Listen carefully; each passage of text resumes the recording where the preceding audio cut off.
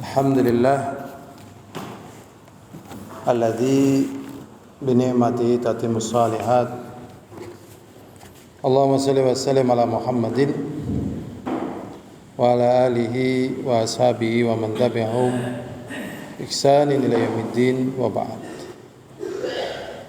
Babu taghlidhil yamin al-kadhibah 'amdan. Bab taghlidh, termasuk perbuatan dosa besar, al-yamin, sumpah, al-kadhibah, dusta, sumpah yang dusta, al-kadhibah amdan, secara sengaja. Jadi sumpah secara sengaja ini dosanya besar. Dari Abdullah bin Mas'ud, semoga Allah meridainya, sungguh Nabi Muhammad sallallahu alaihi wasallam qaal, man halafa ala mali imri'in muslimin bighairi haqqih. Kemarin hadisnya sudah kita baca. Rasulullah sallallahu alaihi wasallam mengatakan, barang siapa yang bersumpah ala mali imri'in muslimin bighairi haqqih, dia bersumpah atas harta milik saudaranya muslim yang bukan menjadi haknya. Jadi dia ngaku-ngaku itu adalah haknya. Kemudian biar ngaku-ngakunya ini diterima, akhirnya dia bersumpah, sehingga dia mengambil harta orang lain dengan sebab sumpahnya. Laqiyallahu wa huwa ali ghadban, maka dia akan berjumpa dengan Allah dan Allah terhadapnya murka.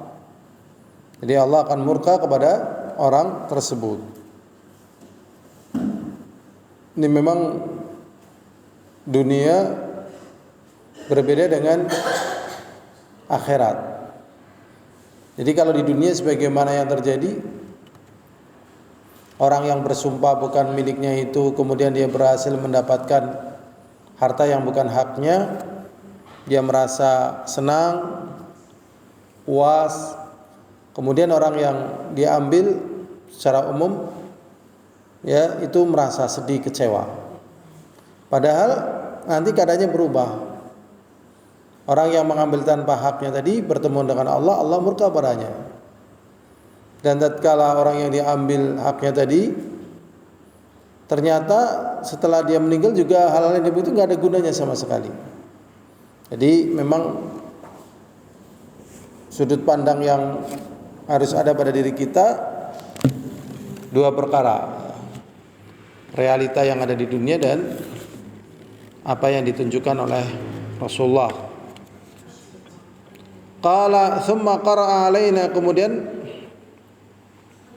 ya Rasulullah sallallahu alaihi wasallam membacakan untuk kami, ya, ayat yang membenarkan, yaitu innal ladzina yashtaruna bi ahdillah wa aymanihim thamanan qalila. Sesungguhnya orang-orang yang membeli dengan janji-janji Allah, wa aymanihim, dan juga dengan sumpah-sumpahnya, thamanan qalila, dengan harga yang murah, menjual, ya, menjual dengan, ya, dijual dengan janji Allah dan sumpah-sumpah mereka untuk mendapatkan thamanan qalila, harga yang rendah. Jadi surga mahal, ampunan Allah mahal. Kemudian dia menjual ini semua dengan harga yang murah, yaitu tanah yang atau barang yang dia aku-aku sebagai miliknya. Dia mengaku-ngaku barang yang bukan miliknya itu adalah miliknya. Ya, dia mendapatkan harta tersebut, janji-janji Allah hilang, dan dia bersumpah dengan sumpah yang dusta. Jadi menghilangkan yang mahal untuk mendapatkan yang murah. Ini secara petunjuk dari Rasulullah. Adapun secara hati manusia ya begitulah hawa nafsu ya. Mengerikan, waliyadzubillah. Makanya orang beriman dilatih jiwanya itu sesuai dengan apa yang ditunjukkan. Berikutnya wan Abi Umamah Iyas bin Tha'labah Al-Harithi radhiyallahu anhu anna Rasulullah sallallahu alaihi wasallam qala wa man iqtata'a haqqa imri'in muslimin biyamini, barang siapa yang memotong hak saudaranya muslim dengan sumpahnya, faqad aujaballahu lahu nar, maka sungguh Allah mewajibkan neraka untuknya. Jadi barang siapa yang memotong hak saudaranya muslim dengan sumpahnya, maka Allah SWT mewajibkan neraka untuknya. Faham, Riz? Ya. Jadi dengan sumpah tadi dia akhirnya dapat barang yang itu bukan apa? Barang yang bukan apa? Miliknya. Nah, kemudian oleh Allah SWT neraka diwajibkan untuknya, untuk orang yang seperti itu.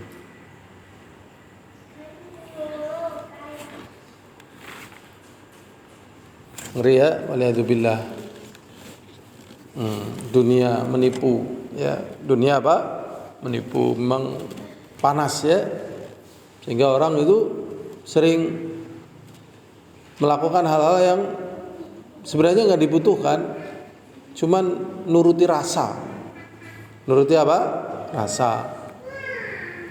Penjelasannya udah sering lah ya. Rasa. Sedangkan rasanya itu tidak bisa memuaskan hatinya.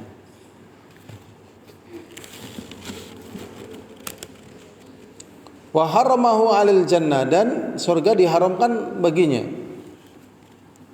Faqala lahu rajulun, kemudian ada seorang bertanya kepada Rasulullah, wa in kana syai'an yasiran ya Rasulullah, bagaimana kalau itu barangnya sedikit ya Rasulullah? Qal wa in kana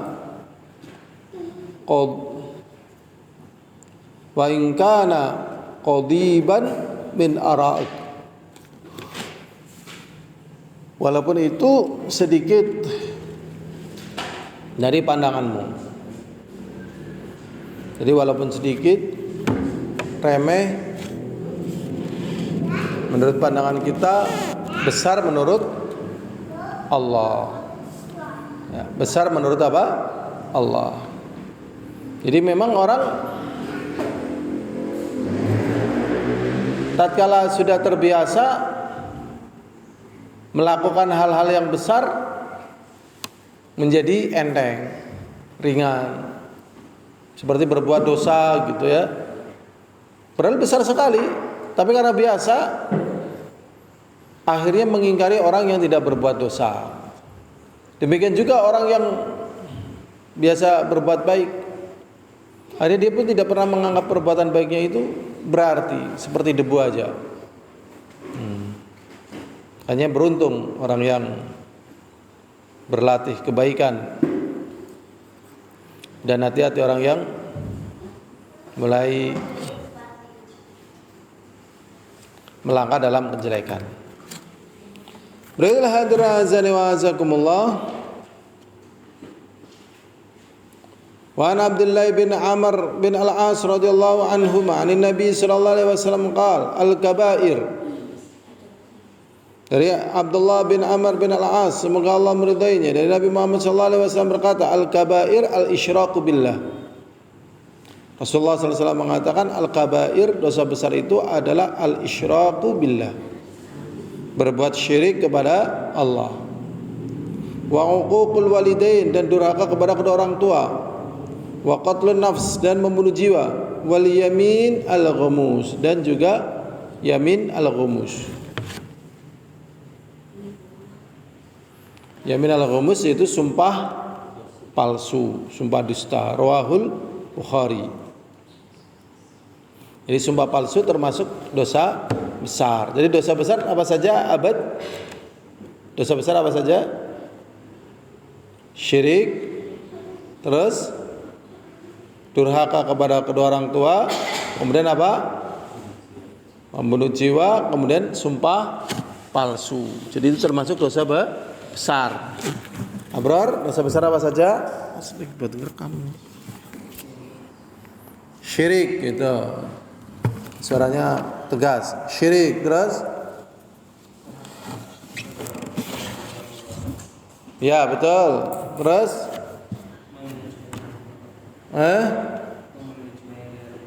Betul, terus? Apa, bro? Mengambil ikan? Apa itu, bro, di situ? Syirik, durhaka kepada orang tua, membunuh jiwa, terus yang keempat apa? Sumpah palsu. Kalau mengambil ikan dosa nggak, bro? Iya, tergantung ikannya di mana ya, bro.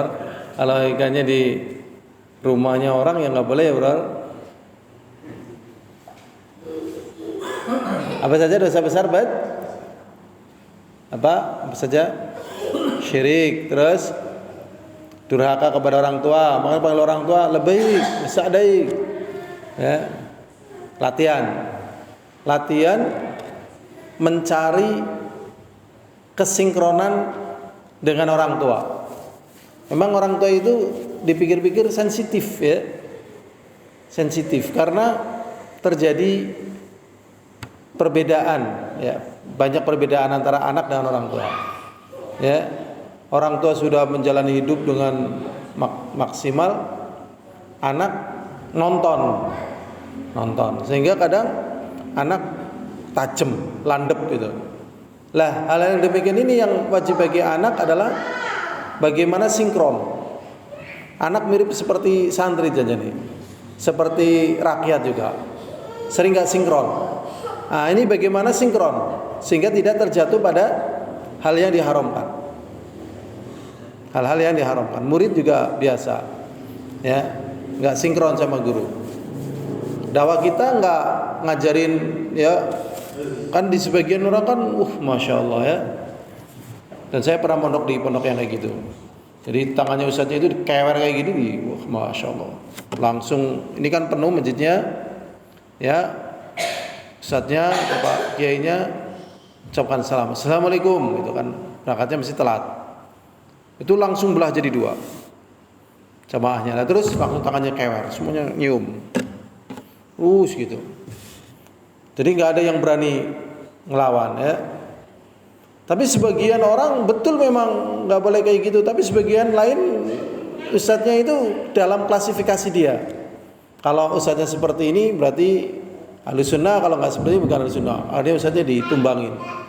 Akhirnya ustadznya tumbang semua, tatkala tumbang semua dia bingung. Mau nggak mau dia harus jadi ustadz. Ternyata dia nggak bisa jadi ustadz karena apa? Karena nggak punya bekal, bingung itu. Ya, akhirnya mudah sekali terjatuh pada perkara yang haram. Mudah sekali. Hati-hati sekali. Tapi yang demikian ini memang sudah terjadi sejak zaman dulu. Ya, pas zamannya Utsman bin Affan. Ya, dianggap tidak berhukum dengan hukum Allah. Akhirnya terbunuh Ali bin Abi Thalib terus sampai akhir zaman.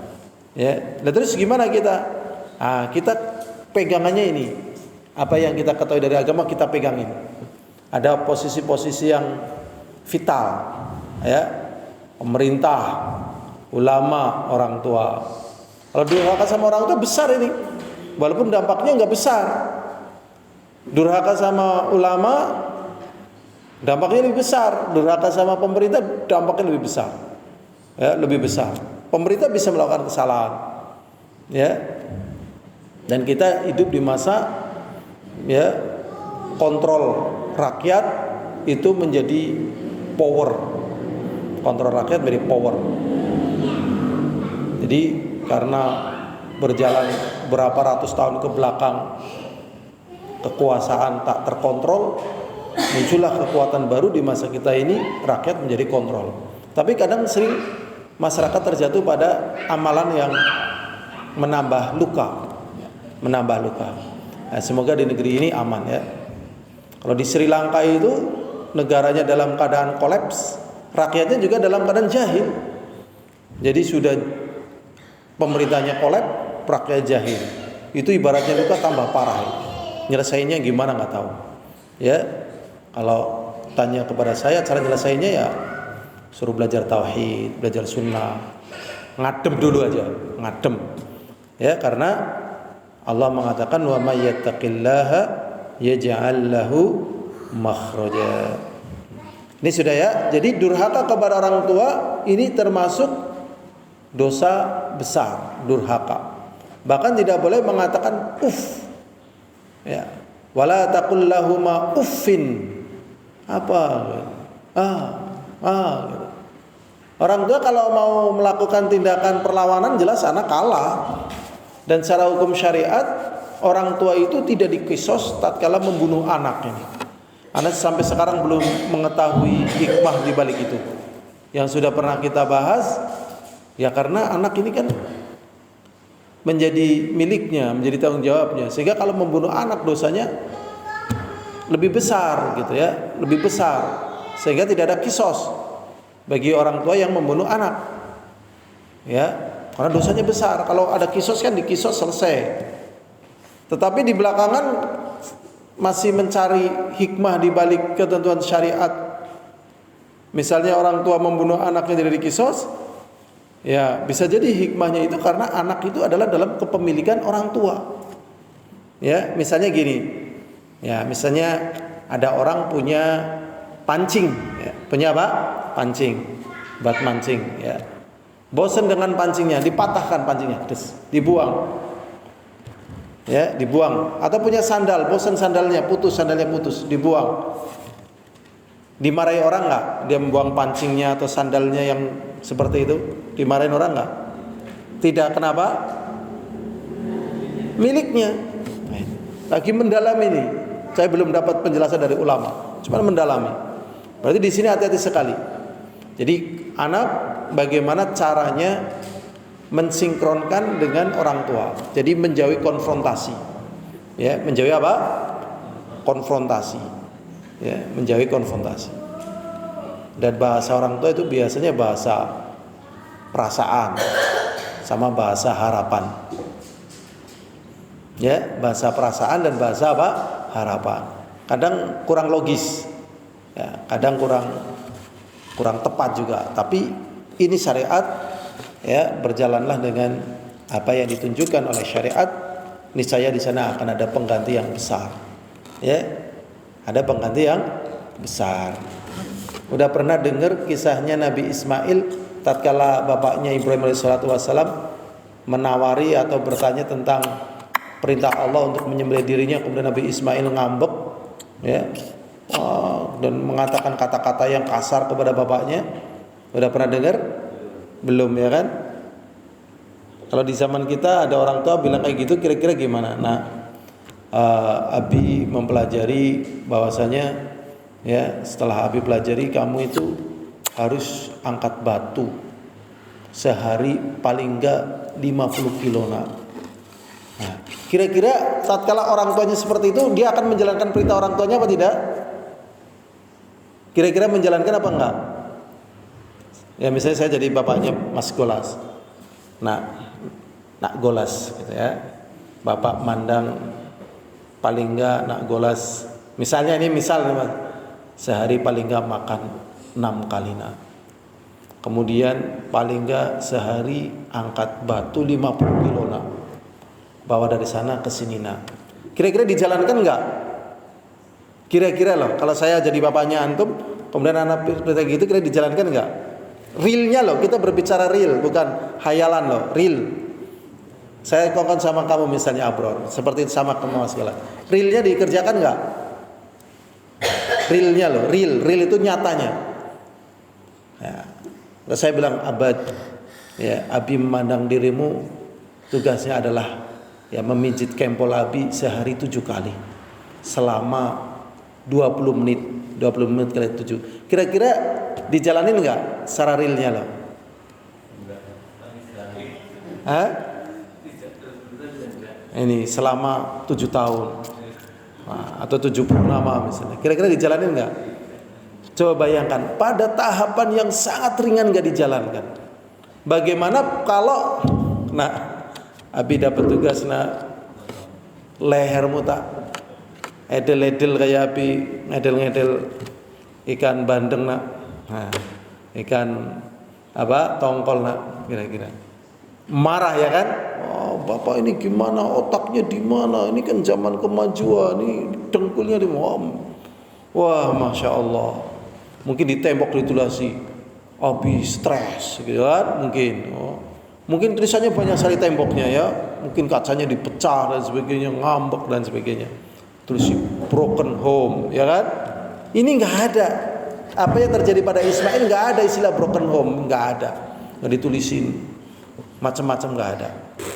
Ya abati if'al ma tu'mar satajudini insyaallah minas sabirin. Udahlah bapakku, kerjakan apa yang kamu kerjakan, insyaallah wajumi aku sabar. Maksudnya sabar ya manusiawinya mau disembelih enggak mau lah. Wong suruh bawa berapa kilo tadi, 50 kilo sama makan 6 kali sehari, enggak mau kok, ya kan? Nah, ini kekuatan bakti sama orang tua. Makanya banyak orang ngomong kalau mau sukses bakti sama orang tua. Itu kekuatannya itu. Bakti sama orang tua. Jangan berseberangan sama orang tua. Kecuali kalau misalnya, tolong belikan sabu ya kamu ngisep, saya ngisep juga. Nanti kita nyabu bareng gitu. Nah itu ditaati apa enggak? Bapak, sabu enggak boleh. Tapi kalau beli ikan sapu-sapu tak belikan bapak. Itu.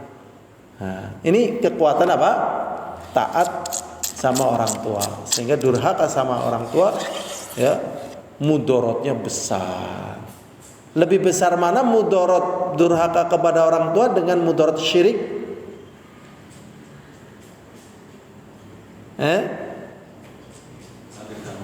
Ya syirik. Karena tatkala orang sudah syirik, seluruh kebaikan itu hancur. Kenapa? Orang mau taat sama orang tua karena takut kepada Allah. Kenapa tidak melawan orang tua? Karena takut kepada Allah. Ya, kenapa percaya bahwasanya berbakti sama orang tua kebaikan? Karena takut kepada Allah. Lah kalau sudah syirik, ini kan hanya anjuran aja dalam Al-Qur'an. Mulai ya menyamakan pikirannya dengan petunjuk Allah, mulai meremehkan Allah, udah mulai di situ. Kebaikan-kebaikan itu hancur. Sehingga syirik kalau sudah masuk, hidup manusia nggak bakalan bahagia. Syirik kalau sudah masuk, hidup manusia tidak bakalan bahagia. Maka pertama syirik ini. Selamat syirik baru bisa selamat yang lainnya. Berikutnya dalam riwayat yang lain, ana a'rabiyan ja'a ilan nabi. Bahwasanya ada orang Arab Badui. Arab Badui bahasa Arabnya apa? Arab Badui. Arab Badui bahasa Arabnya apa, Bro? Urwah, Arab Badui, Abad, Arab Badui bahasa Arabnya apa? Siapa yang tahu Arab Badui? A'rabiyan. A'rabiyan itu A'rabi itu orang Arab Badui. Tapi kalau Arabi artinya apa? Orang Arab. Di Cilacap apa ada orang Badui, Bro? Di Cilacap? Enggak tahu ya, Bro? Enggak tahu ya. Orang Badui ya. Mungkin ada di kampung laut ya, Bro. Orang Badui itu kaku ya karena tidak bergaul ya. Berikutnya datang orang Arab Badui kepada Nabi Muhammad SAW. Faqala ya Rasulullah mal kabair. Wahai Rasulullah, apakah dosa besar itu? Dosa besar itu apa wahai Rasulullah? Rasulullah menjawab al-isyraku billah, berbuat syirik kepada Allah. Kemudian orang Arab Badui ini bertanya lagi, "Tsumma madza?" Apalagi Rasulullah? Qal al-yamin al-ghumus. Ya, sumpah dusta. Sumpah dusta. Jadi sumpah dusta ini dosanya besar. Karena kalau seorang sudah berani bersumpah, biasanya dipercaya apa tidak? Dipercaya. Ya. Padahal kadang sumpahnya serem-serem ya. Wah, ngeri orang sumpah. Ya. Kadang orang nggak berani berbuat apa-apa karena dia sudah sumpah demi Allah tidak gitu. Seperti kisah mutala'inain itu karena sama-sama bersumpah. Akhirnya Rasulullah pun tidak menghukumi. Ya, justru yang menuduhnya itu yang dicambuk 80 kali. Di kemudian hari baru terbukti yang dusta adalah istrinya tadi. Karena lahir anak mirip orang lain, bukan mirip suaminya. Tapi sudah dipisah. Selamat dia dengan sumpah. Qultu wa mal yaminul ghumus. Kemudian orang itu bertanya, ya Rasulullah, aku bertanya, apakah sumpah palsu itu yaminul ghumus? Rasulullah menjawab, alladzi yaqta'u malam ri'im muslim, yaitu sumpah untuk mengambil harta saudaranya muslim. Demi Allah ke sandalku yakin gitu loh. Aku apal ge. Ya iki nang kene ana tip eke, nang kene ana petilan iki, nang kene iki, yakin sumpah. Padahal bisa jadi sandalnya itu hilang. Ada sandal yang mirip. Kan banyak barang yang mirip Carville ya kan? Pakaian juga sama. Ini pakaian saya kayak gini sebanyak yang sama ini. Ya, amisupnya juga sama kan pakai kayak gini. Saya pernah satu ruangan pakainya sama kayak gini, mungkin lagi ngetren kayak gitu ya. Ukurannya sama dan sebagainya. Nah, yang demikian ini ya kadang bisa mendapatkan punya orang lain dengan cara apa? Sumpah itu saya yakin. Nah, bersumpah demi Allah pakaian saya itu. Ya kan? Nah, jawabnya gimana, Bro? Itu demi Allah pakaian saya itu. Jawabnya gimana, Bro? Ternyata yang punya pakaian juga bingung, apa iya wong saya yang beli dan sebagainya. Kadang yang punya malah bingung, apa iya. Kalau bingung tambahi lagi. Akhirnya kadang yang punya akhirnya melepaskan punya dirinya, ya, lah yang nggak punya akhirnya merasa telah memiliki. Ngeri ya? Sertifikat barangan kayak gitu kan? Sertifikat itu sering ya, seperti itu. Sertifikat tanah diaku-aku. Makanya karena saking banyaknya orang ngaku-ngaku, di jalan ditulisin tanah ini milik ya PCKA, tanah ini milik Angkatan Darat, tanah ini milik Angkatan Laut, tanah ini milik, ditulisin yang punya siapa gitu, Pertamina ya kan. Kalau nggak ditulisin gimana Mas Golas? Patoki ya kan, istedi kok dari patu gitu. Ya kan? Akhirnya begitu, karena banyak yang ngaku-ngaku ya, terutama kebun-kebun, misalnya ke gunung-gunung, ini tanah HGU punya perhutani, terus ditulisi gitu, karena takutnya nanti diaku gitu. Ini saja yang bisa kita sampaikan dalam pertemuan kali ini. Semoga Allah jauhkan hati kita dari tamak ya, tamak, karena tamak itu yang menjadikan sebab orang sampai bersumpah dengan nama Allah untuk mendapatkan milik orang lain. Tapi kalau nggak tamak kok ya, dan memang dalam hidup ini tidak harus apa? Memiliki. Dalam hidup ini tidak harus apa? Memiliki. Dan terkadang orang yang tidak memiliki ya lebih apa? Lebih menikmati, ya kan? Orang yang tidak memiliki lebih apa? Menikmati. Iya enggak? Iya, banyak tempat-tempat yang tidak kita miliki, tapi kita menikmati tidak menikmati, ya. Dan bayarnya juga murah, ya kan? Murah. Ya, dan apa-apa yang miliki orang lain, ya kita tinggal apa? Menikmati. Dan kadang bisa jadi nggak bayar ya, gratis, bahkan dibayar, ya. Jadi nggak harus memiliki. Wallahu a'lam bishawab. Assalamualaikum warahmatullahi wabarakatuh.